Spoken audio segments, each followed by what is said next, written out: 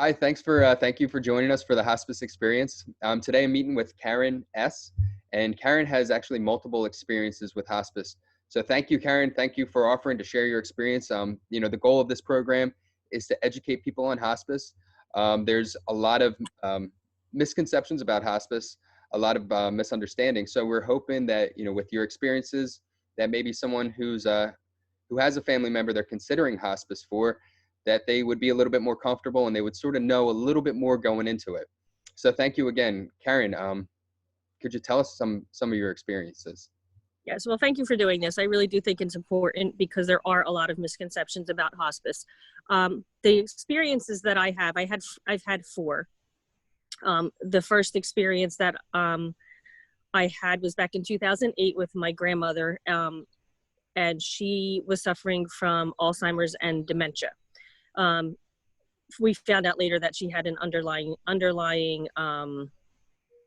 colon cancer that is very common in patients that are 90 to 91 years old, but it contributed to things.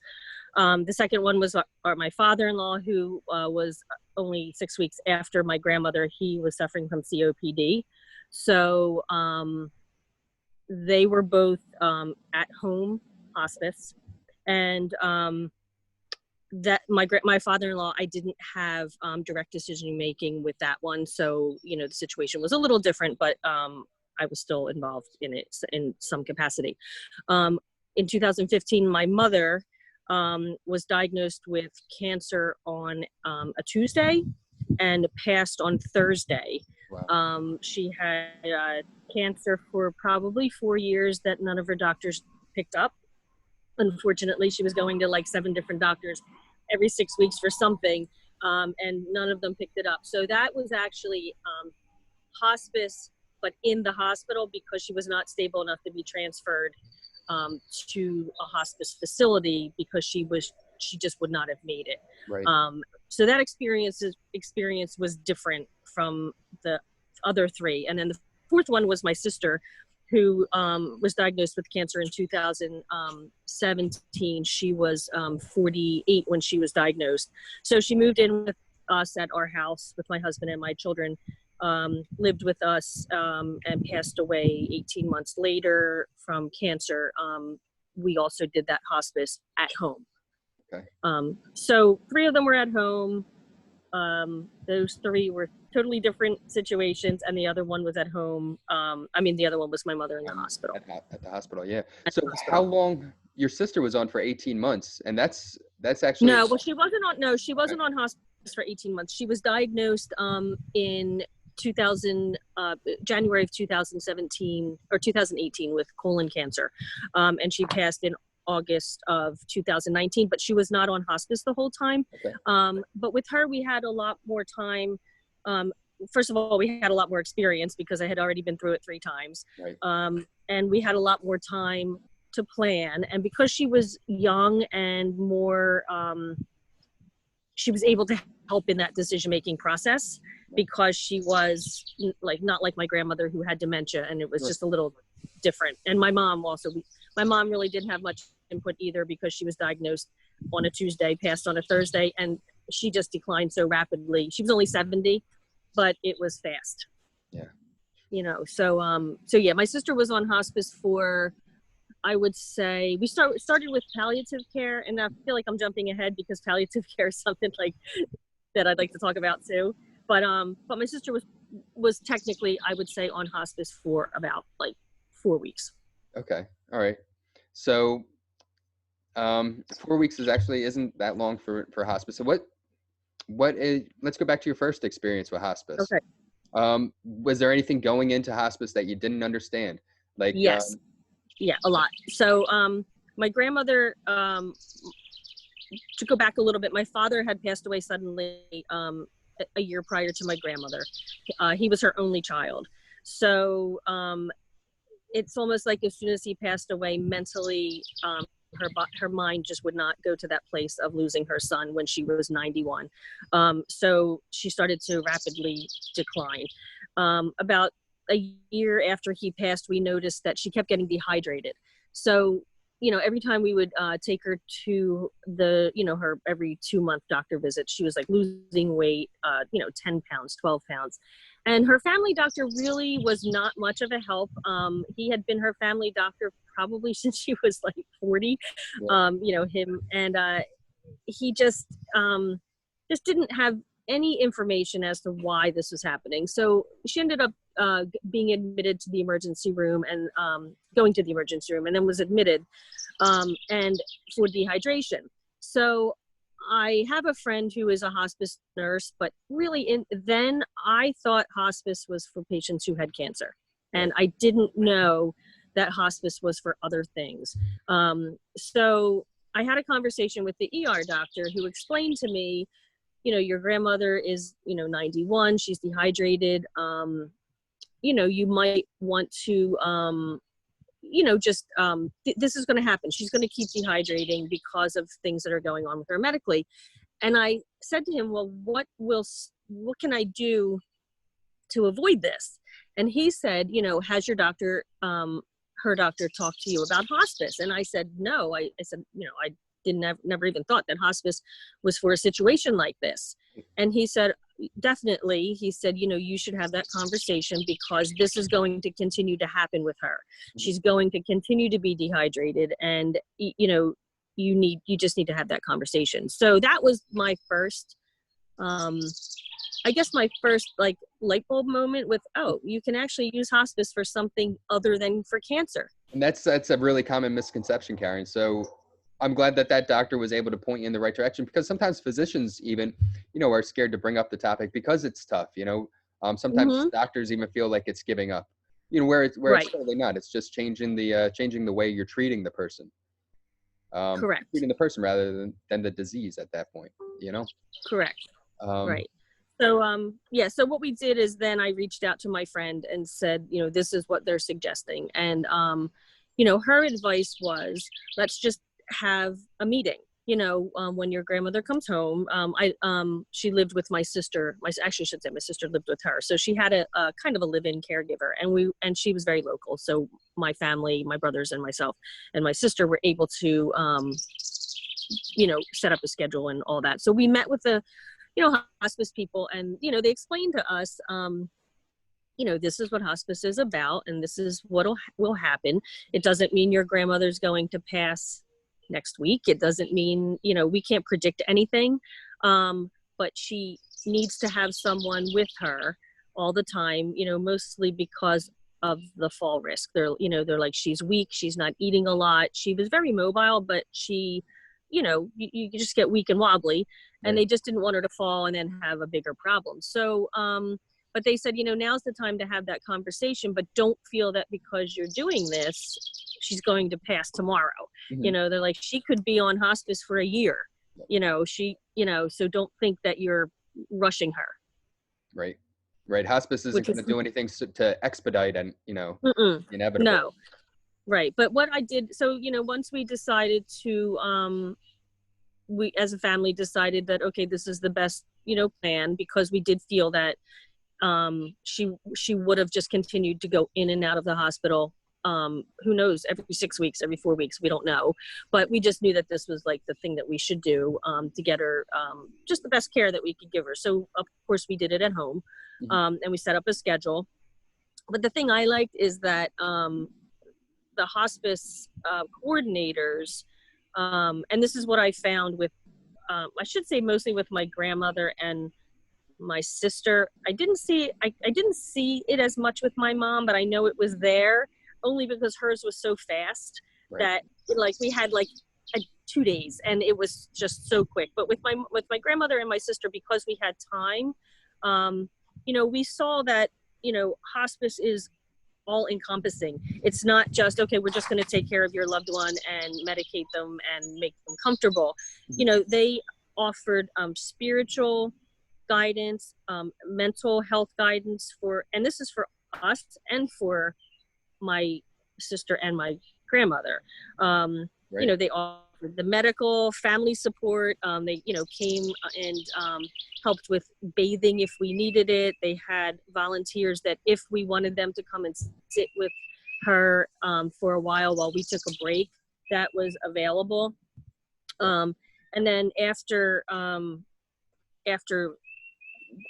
death inevitably came, they continue with grief support and resources to help you through that part. They don't just like drop you and like say, Right. okay, we're done with you now. Right. And that's a great point that you bring up, that even while the person's alive, the hospice is there to support the family too.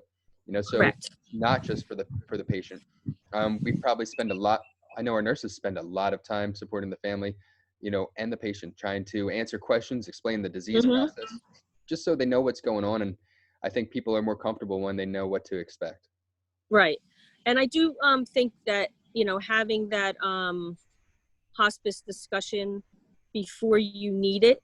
And like I said, sometimes you can't, but I do think, like, I know from hearing from family and like friends and, seeing people on social media who are like talking about hospice, and they're, like, I feel like, looking from the outside, that, you might want to have that conversation, now, but they're afraid to, because they feel like they're, I don't know, like giving up, like you said, or, rushing the process. But you're really just getting the information so that when you get to that point where you're stressed about making a decision, like maybe your family member has that rapid decline like my mom had, it's hard to like gather information when you're upset. And so if you see that your loved one is starting to get to that point, maybe just have that conversation with your doctor and your family and say, maybe we just should start fact finding and start talking and see if this is what we want to do. And then if you find the hospice program that you like and you're comfortable with, you can set it up, and like at least that part's over with. And Right. You'll have the groundwork done. You've right. Yeah. And like you said, when you're in a stressful situation, when someone's actively, declining or passing away, that's not the time to make the decision. No. You're not going to be making the best decision. You're not even going to have time to investigate different companies. I mean, we're all required to do certain things and have certain people on staff, but not every company is going to be the same. And there's going to be ones that could be, a better fit for different situations. Right. Yeah. So then, so that was my grandma. That was the situation with my grandmother. So basically, she had Alzheimer's, and we took shifts. My family, everybody had either a week or whatever. So there was always someone there with her, and it got to the point where my friend, who was our hospice nurse at the time, said, this could go on for a long time. Your grandmother has a strong heart, and there's really nothing wrong with her except for, she has Alzheimer's, and she does have some colon cancer cells, but that really ultimately wasn't what her problem was. And they were like, this could go on for months and a year. You really should accept our support, like, because they did have people that could come in and sit with her so we could go home and, take a break, although we didn't want to do that. But then all of a sudden one day, we were like 4 or 5 weeks into it, she was talking to my brother, and all of a sudden just like couldn't speak, and we think she had like a mini TIA, like a stroke, and then she passed like 7 days later. But at that point, I wanted to say, like, this is where I feel that hospice, anybody that is a hospice caregiver is an angel. That point when it turned for her, we not once did we feel that there wasn't somebody there for us to help guide us through the rough parts. When you set up hospice and they come and do the initial setup, and they say, okay, this is the med box that's going to be delivered, put it in your refrigerator, or wherever, if there's refrigerated medication, put it in your refrigerator. You don't even need it. You don't even have to touch it until you get to that point where we say, okay, this is what you might need to do. And we'll walk you through all of it. So, there were times when my grandmother had difficulty breathing, and, we'd pick up the phone. It could have been 3 o'clock in the morning, and they answered the phone like they were waiting for our phone call. And, I just know personally, out of the 4 hospice experiences that I've had, 2 of them were with one company. One of them was in the hospital. So that was a different hospice company. And then the third one that I did, or the fourth one, my sister recently, was a different one. We had like very positive experiences with all 3 of them. You just always felt like no matter what you needed, they were there for you, no matter what time of the day. And I just always want to say to people, it's completely doable at home if you want your loved one to be at home. Right. Right, with that extra support. Yeah. Yeah. And sometimes people are different. Sometimes a lot of people that I talk to want to stay home, but sometimes they don't. So Right. so hospice can help in facilities too, and like you saw in the hospital.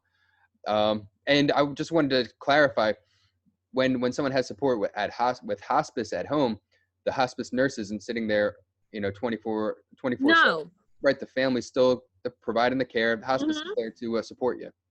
Right. And I mean, especially like with my sister's case, she was younger, and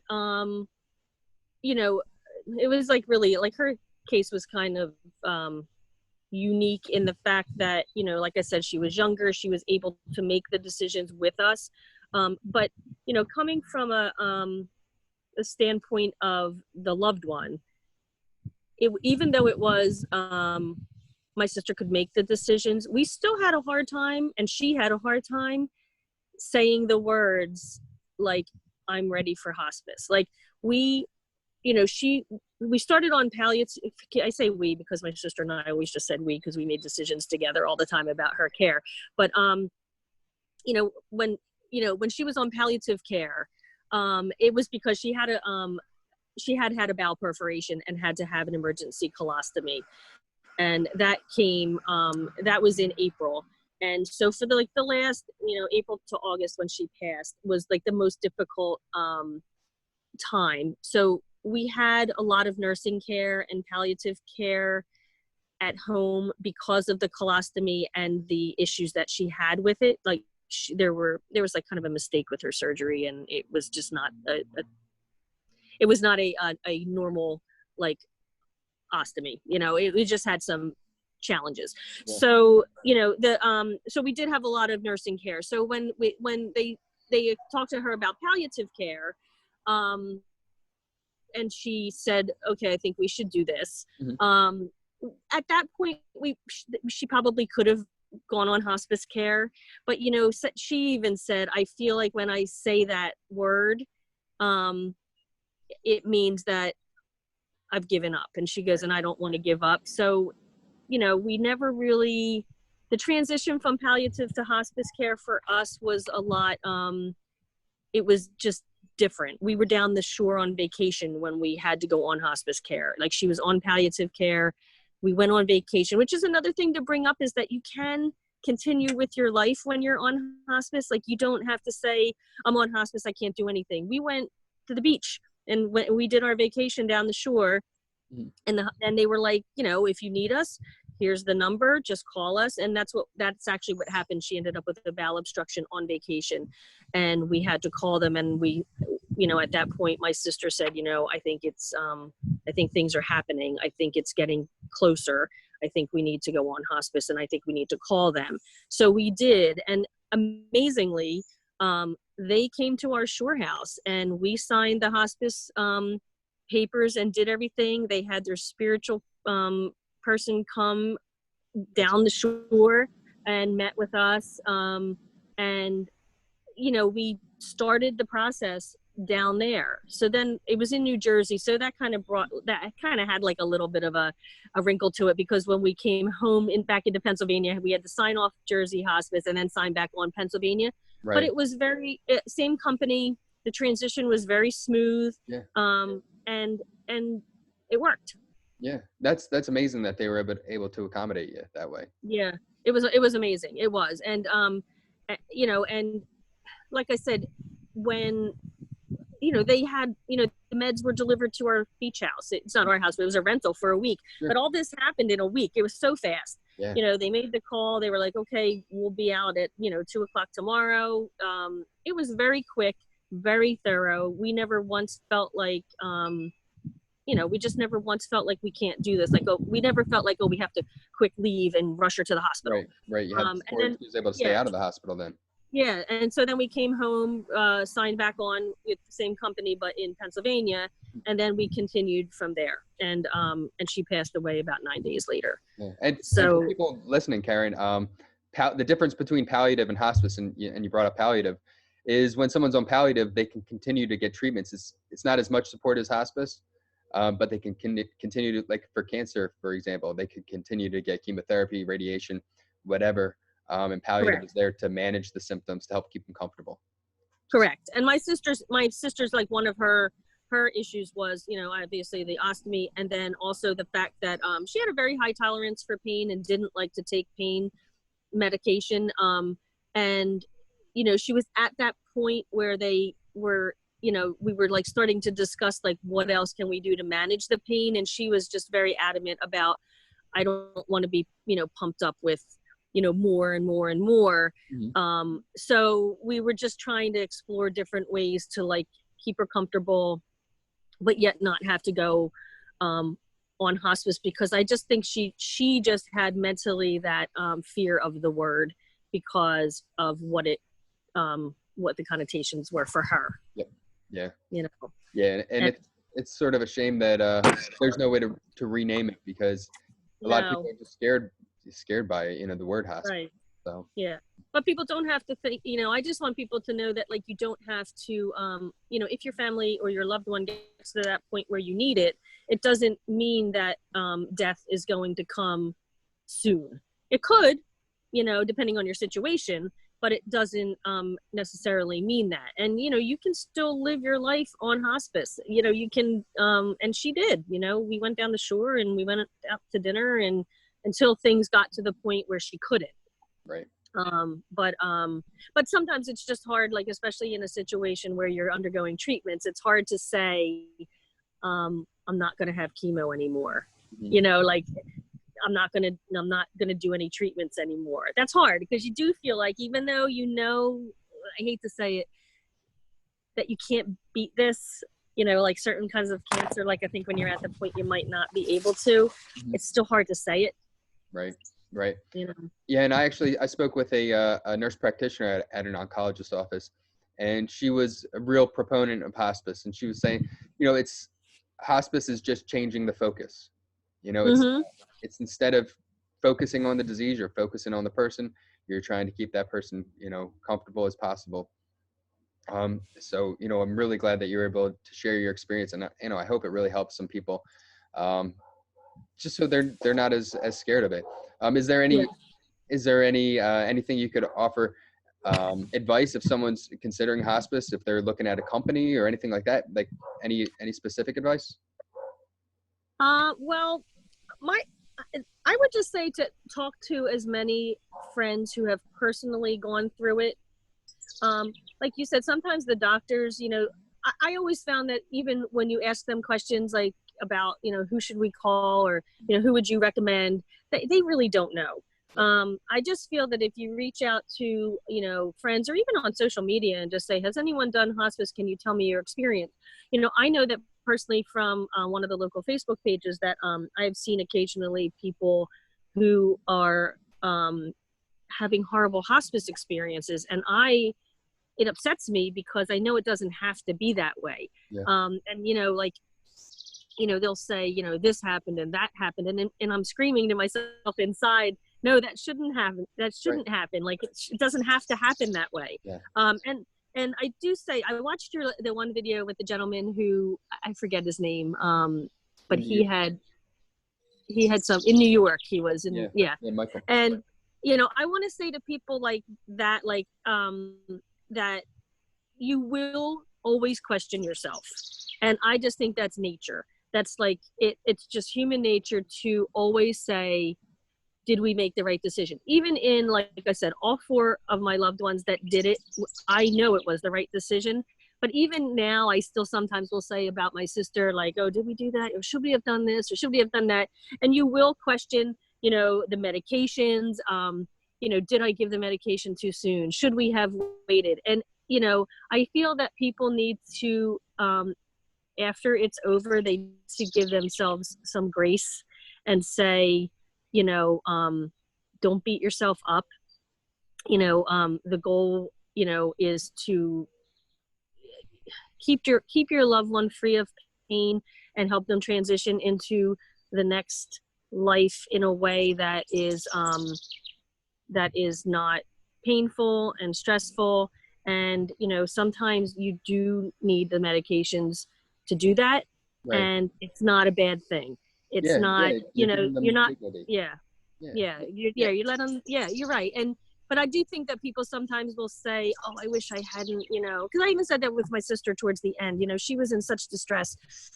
And we were giving her a lot of morphine and a lot of Haldol and a lot of Ativan, and things were not working because she was agitated and she was young and she was fighting, and she just wasn't ready to say it's time for me to let go.